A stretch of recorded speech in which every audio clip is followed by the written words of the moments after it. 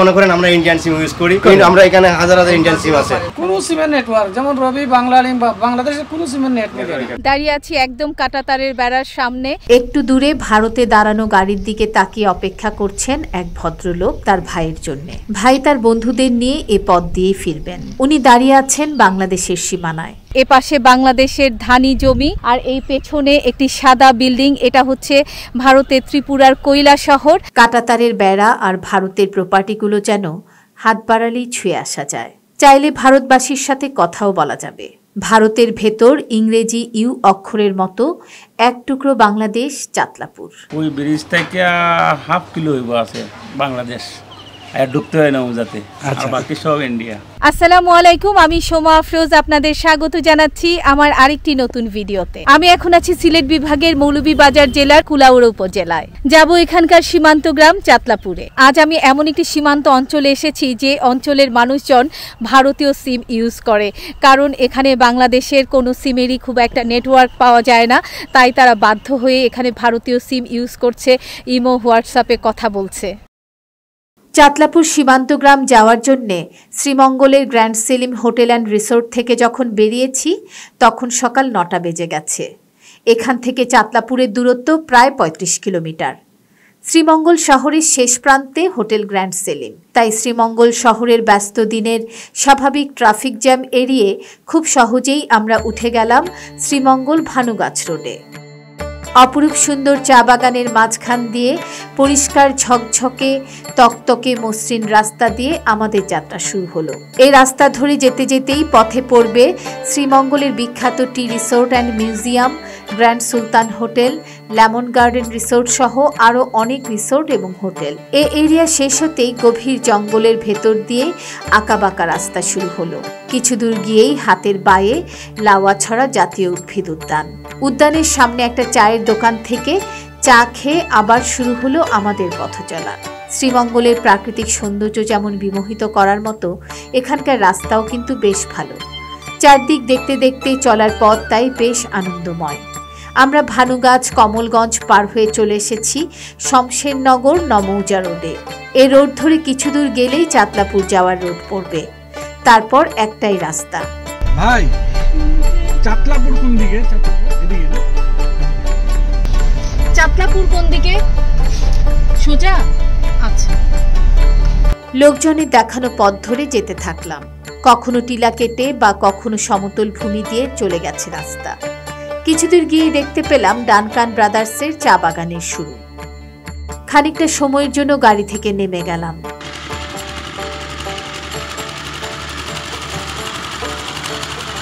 চলে এসেছি চাতলাপুরের সীমানায়। শুরুতেই চাতলাপুর টি স্টেট ডানকান ব্রাদার্সের। এখান থেকে আসলে এই পুরো রাস্তা জুড়েই শুধু দুই পাশে চায়ের বাগান। এই চায়ের বাগানের ভেতর দিয়ে সুন্দর পিচ ঢালা রাস্তা দিয়ে আমরা চলছি চাতলাপুর গ্রামের দিকে। এখান থেকে শুরু হয়েছে চাতলাপুর গ্রামের সীমানা। এখানকার চা বাগানগুলো একদম অন্যরকম, যা সিলেটের অন্য অঞ্চলের চা বাগানের সাথে একেবারেই মেলে না। বর্ষাকাল, চা বাগানের নিচু অঞ্চলে পানি জমে বাগানগুলোর প্রাকৃতিক সৌন্দর্য বহুগুণ বাড়িয়ে দিয়েছে।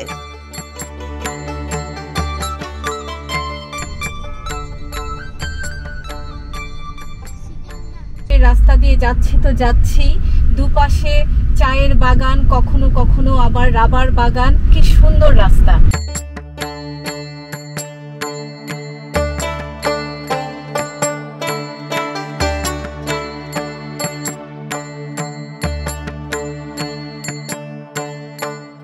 আমি এখন হাঁটছি মনু নদীর ব্রিজের উপর দিয়ে।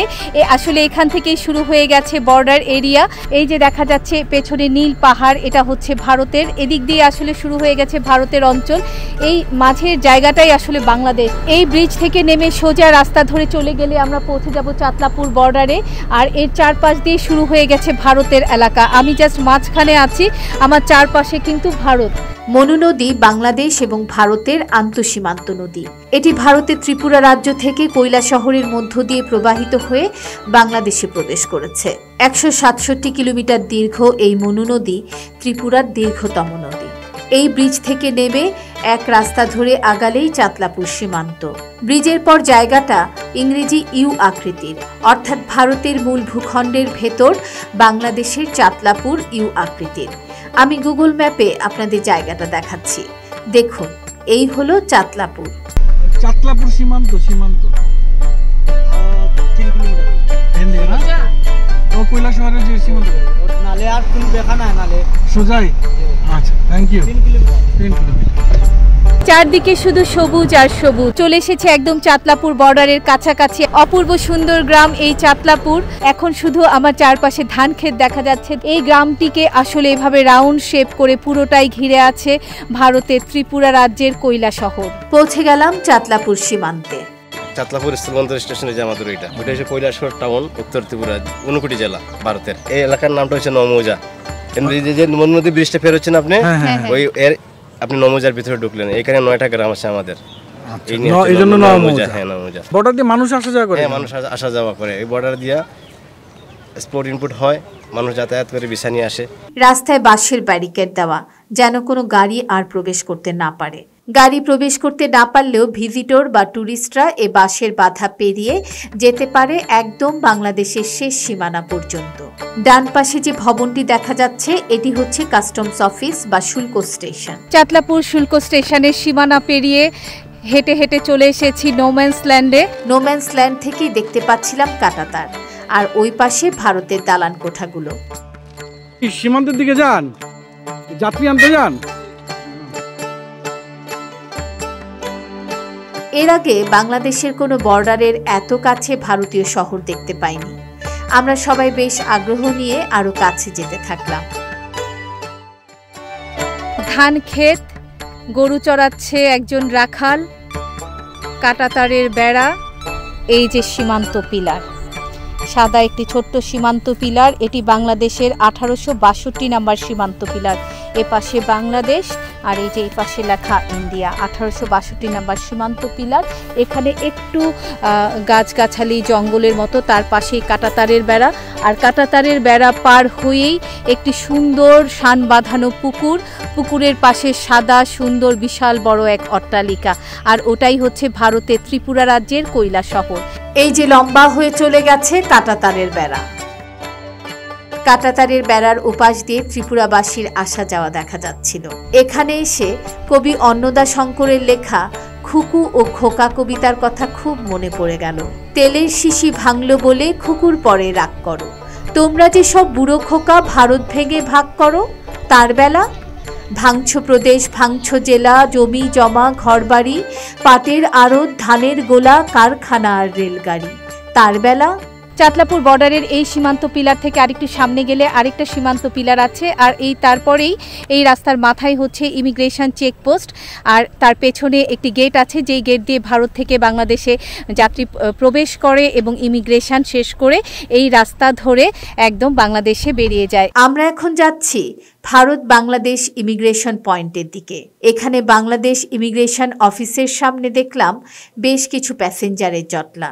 ওনারা কেউ বা ভারত থেকে এসেছেন, আবার কেউ বা যাচ্ছেন। তবে একটা দৃশ্য দেখে বেশ কৌতূহলী হলাম। এক ভদ্রলোক অনেকক্ষণ ধরে ভারতের সীমান্তের দিকে তাকিয়ে অপেক্ষা করছেন। কথা বলে জানলাম ওনার ছোট ভাই কিছু বন্ধুদের নিয়ে বেড়াতে গেছেন, আজই ফেরার কথা তাদের। ভাইয়ের লোক কি আসে নাই? এখন আসে নাই, যোগাযোগ করতে পারতেছি না, চলে যাচ্ছে বাসায়। সবাই আছে, বোন আছে, চাচাতো বোন আছে ওই পাশে। আবার আমার আত্মীয় আছে, বাবার আত্মীয় সবাই আছে এখানে। আপনার 2000 সালের আগে আমরা সবসময় পাসপোর্ট ছাড়াই এমনি যাওয়া যেত, এমনি যাওয়া যায়, বর্ডার ছিল না। এখন 2000 পরে 2001 সাল থেকে মানে বর্ডার হয়েছে। তো বেশিরভাগ আত্মীয় ওই পাশে থাকে সবাই। আমরা তো আমার আপন বোন বিয়ে দিছি, আমরা কি আগে জানতাম যে এরকম হবে? এখন বোনকে দেখতে যাইতে হলে পাসপোর্ট নিয়ে যেতে হয়, ভিসা নিয়ে যেতে হয়। আমি বাংলাদেশ থেকে ইন্ডিয়াতে গেছি, আবার এখান থেকে আসছি। এখানে আমার পিসির বাসা আছে, বোনের বাসা আছে। যারা আসছে যাত্রীরা, তাদের সাথে কথা বলে যেটা বুঝলাম যে এখানকার বেশিরভাগ মানুষের আত্মীয় স্বজনের বিয়ে হয়েছে ওপারে ত্রিপুরায়, যে কারণে অনেক মানুষ যাতায়াত করে শুধুমাত্র ভাই বোনের সাথে দেখা করতে, বন্ধু বান্ধবের সাথে দেখা করতে। এখন পাসপোর্ট ভিসা নিয়ে তাদেরকে যেতে হয়। যাত্রী তো ভালো আসা যাওয়া করে, কৈলাসহর থেকে যায় আগরতলা, চেন্নাই, ও এখানে আগরতলা থেকে প্লেনে জায়গা বোধ হয়। আপনাদের কি আত্মীয় স্বজন আছে? হ্যাঁ, আমার নানা বাড়ি ভারতে, আমার ভাই বিয়ে করছে ভারতে, আমাদের সবাই আত্মীয় স্বজন আছে। ভারত মানে ওই পাশে কোন জায়গায়? ওইটা কৈলাসহর উত্তর ত্রিপুরা 59 জেলা। আগে ওপেন যাতায়াত করতে পারতাম, এই কাটাতারের বেড়া হলো তারপর থেকে আমাদের আর যাতায়াত না বিষয়। আর সে কারণে তো বিয়ে শাদিও হইছে। বিয়ে শাদী হয়েছে। জি জি অনেক বিয়ে শাদী হয়েছে। এখন তো বোধহয় কমে গেছে। এই গ্রামের বেশিরভাগ মানুষের আত্মীয় স্বজনই বোধহয় হ্যাঁ ভারত। এই গ্রামের না, আমাদের এই অঞ্চলের পুরাটাই। বাংলাদেশের মৌলভীবাজার জেলার কুলাউড়া উপজেলার চাতলাপুর বর্ডার। এটি এমন একটি এলাকা যে এলাকার বেশিরভাগ মানুষের আত্মীয় স্বজন সবাই থাকে ভারতের ত্রিপুরায়। যেমন এখানে অনেকক্ষণ আছি, এখানে এসেছি বেশ কিছুটা সময়, কথা বলেছি এখানকার স্থানীয় লোকজনের সাথে। তারা জানালো যে তাদের নানার বাড়ি কারোর ত্রিপুরাতে, বোনের বিয়ে হয়েছে ত্রিপুরাতে, তাদের আত্মীয় স্বজনের সাথে দেখা করতে যেতে হয় কৈলাসহরে। তাই এই স্থলবন্দর দিয়ে বেশিরভাগ স্থানীয় লোকজনই যাতায়াত করে। এই চাতলাপুর বর্ডারে এসে খুব কাছ থেকে সীমান্ত বেড়া দেখলাম, একদম কাছ থেকে। এ পাশে আরেকটা মজার বিষয় হচ্ছে, এ পাশে একদম নিরেট একটা গ্রাম, শুধু ধান গাছ আর গাছপালা, আর ওই পাশে খুব সুন্দর একটা শহর। বোঝাই যাচ্ছে যে অর্থনৈতিক দিক দিয়েও সেই জায়গাটা বেশ ডেভেলপ। ইমিগ্রেশন অফিসের সামনে থেকে ফিরে আসছি, আসার সময় আরেকটি সীমান্ত পিলার চোখে পড়ল। চাতলাপুর বর্ডারের সীমানা শুরু হয়েছে এখান থেকে শুরু করে এই গোল হয়ে এ পাশ দিয়ে ঘুরে এই সামনে ইমিগ্রেশন, আর এদিক দিয়ে হচ্ছে যাত্রী এই রাস্তার মাথা দিয়ে বেরিয়ে যায়। মানে এই জায়গাটা পুরো গোল হয়ে এই চাতলাপুর বর্ডারটা। আসলে গ্রামটার 3 দিকে যেহেতু ভারত, তাই গ্রামের 3 দিকেই রয়েছে অসংখ্য সীমান্ত পিলার। যাই হোক, যখন ভাবছিলাম গ্রাম থেকে চলে আসব, তখনই জানতে পারলাম আজ আমি বাংলাদেশের এমন একটি বর্ডারে এসেছি যে বর্ডার এলাকার মানুষজন ভারতীয় সিম ইউজ করে ফোনে কথা বলে, কারণ এখানে বাংলাদেশের কোনো সিমেরই খুব একটা নেটওয়ার্ক পাওয়া যায় না। তাই তারা বাধ্য হয়ে এখানে ভারতীয় সিম ইউজ করছে, ইমো হোয়াটসঅ্যাপে কথা বলছে। যেমন মনে করেন আমরা ইন্ডিয়ান সিম ইউজ করি, গ্রামীণ নেট পাওয়া যায় না। এই যে আমরা সবাই যে ইন্ডিয়ান যে টাকাটা ইউজ করি, ওইটা তো ভারতের ইনকাম, কিন্তু আমরা এখানে হাজার ইন্ডিয়ান সিম আছে। কারণ একটাই, বক্তব্য আমরা নেটওয়ার্ক নাই। ইন্ডিয়ান সিম থেকে বাংলাদেশে কথা বলেন কেন? অনলাইন ব্যবহার করি আমরা। আমাদের আত্মীয় স্বজন আছে, ওরাই দিয়ে আমাদের রিচার্জ হয়। আত্মীয় স্বজন দি না, গ্রামীণের তো নেটওয়ার্কে মিলে না, কোনো সিমের নেট মিলে না। যেমন রবি বাংলা লিঙ্ক বা বাংলাদেশের কোনো সিমের নেট মিলে না, কিন্তু এই জন্য ইন্ডিয়ান সিম আমরা ইন্ডিয়ান সিম নেট তো একই করব। এগুলা কোন জাতের নেটওয়ার্ক পাওয়া যায় না, এখানে কি সব ভারতের সিম ব্যবহার করেন? এগুলা ভারতের সিম। কারেন্টের সমস্যা, নেটওয়ার্ক নাই, কথা পাওয়া যায় না, কিছুই নাই, কষ্ট আছে। গ্রামীণ নেটওয়ার্ক এটা এখানে বসাইছে, এটার মধ্যে কোনো পাওয়ার নাই, নেট পাওয়া যায় না। মনে করেন তার আত্মীয় আছে, এখান থেকে মোবাইলের টাকা রিচার্জ করে দিলে বাকি সবের দুর্দশা টাকা দেখবো, কত কষ্টে আছি আমরা। বাংলাদেশ ভারত সীমান্তের চাতলাপুর বর্ডার থেকে আমার আজকের এই ভিডিও এখানেই শেষ করছি। ভিডিওটি ভালো লাগলে লাইক, কমেন্ট, শেয়ার করতে ভুলবেন না। যারা আমার চ্যানেলটি সাবস্ক্রাইব করেছেন তাদেরকে অনেক ধন্যবাদ, আর যারা এখনও আমার চ্যানেলটি সাবস্ক্রাইব করেনি তাদেরকে অনুরোধ জানাচ্ছি, প্লিজ আমার চ্যানেলটি সাবস্ক্রাইব করুন, বেল বাটন প্রেস করে রাখুন যেন নোটিফিকেশান পাওয়ার সাথে সাথে ভিডিও দেখতে পারেন। সবাই ভালো থাকবেন, সুস্থ থাকবেন, খোদা হাফেজ।